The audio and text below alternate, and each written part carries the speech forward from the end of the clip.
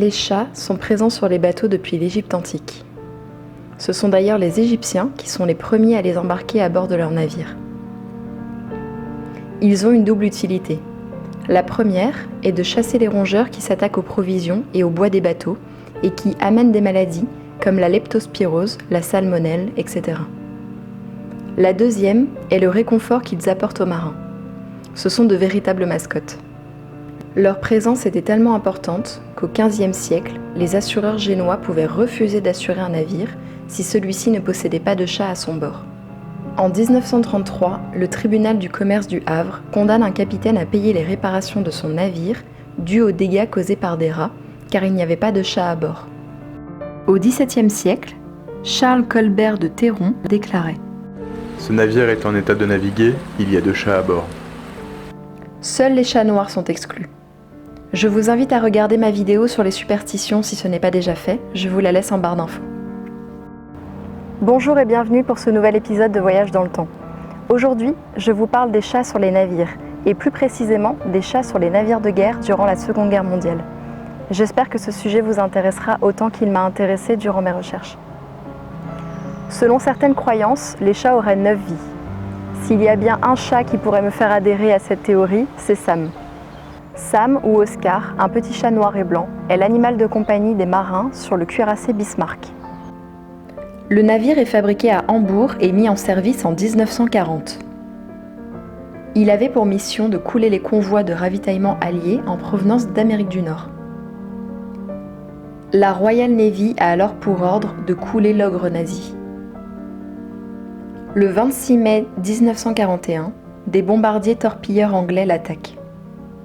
Le gouvernail est endommagé, il est immobilisé. Le lendemain, il est rattrapé par 2 cuirassés britanniques qui le bombardent une nouvelle fois. Il coule finalement le 27 mai 1941, sabordé par son équipage. Sur les environ 2221 hommes présents à bord, seulement une centaine survécurent, ainsi qu'un chat trouvé par le HMS Cossack flottant sur une planche en bois. On pense qu'il porte bonheur. Malheureusement, le 24 octobre 1941, le Cossack est abattu par 2 torpilles provenant d'un sous-marin allemand. Sam, sain et sauf, embarque à bord de l'Ark Royal. Il transportait des navires à Malte avant de retourner à Gibraltar. À ce stade, comme vous vous en doutez, jamais 203. Les hommes doivent quitter le navire qui coule. En effet, il y a un trou de 9 mètres dans la coque, ce qui fait entrer l'eau et inonde les commutateurs téléphoniques, les chaudières et le réservoir de carburant. Encore une fois, Sam survit à cette attaque et est récupéré par le HMS Légion. Cette fois-ci, les hommes prennent la décision de le débarquer. Il aurait tranquillement terminé ses jours dans une maison des marins à Belfast et il y meurt en 1955. Je tiens toutefois à préciser que cette histoire est à prendre avec des pincettes, pas l'histoire autour des bateaux qui ont réellement existé, mais plutôt autour de Sam. Les historiens ne sont pas d'accord quant à son existence réelle ou non. Cependant, les chats sont bien présents sur les navires de guerre durant la Seconde Guerre mondiale.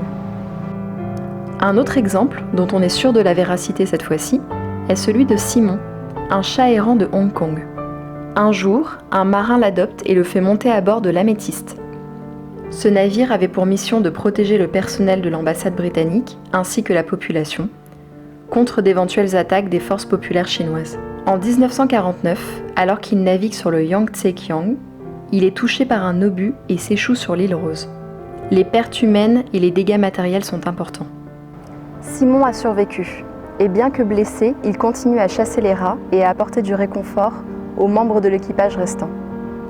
Le navire finit par se dégager et Simon est décoré de la médaille Deakin pour son courage. La médaille Deakin a été créée en 1953 au Royaume-Uni afin de récompenser les animaux ayant servi durant la Seconde Guerre mondiale. C'est d'ailleurs le seul chat à avoir obtenu cette récompense, aux côtés de chiens, de chevaux ou de pigeons. À sa mort, il est enterré dans un cimetière pour animaux proche de Londres, avec tous les honneurs. Il y eut de nombreux animaux héros de guerre. Les pigeons, qui délivraient des messages, les chiens, qui prévenaient des attaques surprises et aidaient à secourir les blessés, les chevaux, qui transportaient les hommes et les vivres. Mais durant mes recherches, je me posais la question, et les chats dans tout ça?